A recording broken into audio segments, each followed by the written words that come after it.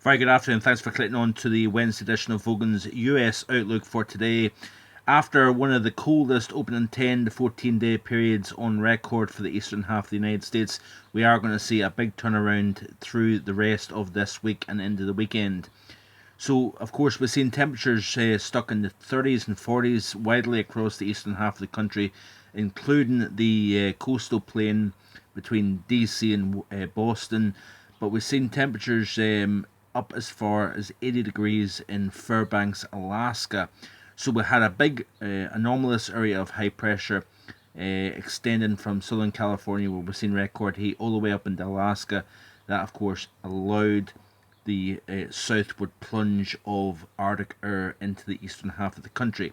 What we're going to see is that cold air getting kicked out into the Atlantic, and a trough starts to replace that ridge in the west, where we'll start to see a ridge, that very ridge, push eastwards. And we could see temperatures go from 49 degrees in Philadelphia to about 80 degrees within the space of 5 days.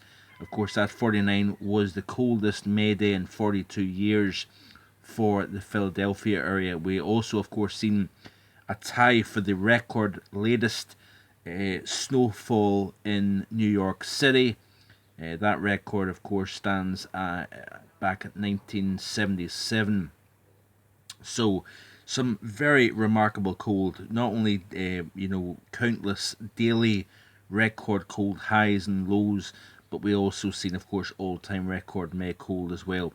So as we can see here, this is actually the European control run, and you can see here as we skip through the sequence, that cold air comes down and then gets pushed out into the eastern half of the country. And notice here that we are starting to see warmer air coming into the central and eastern half of the United States.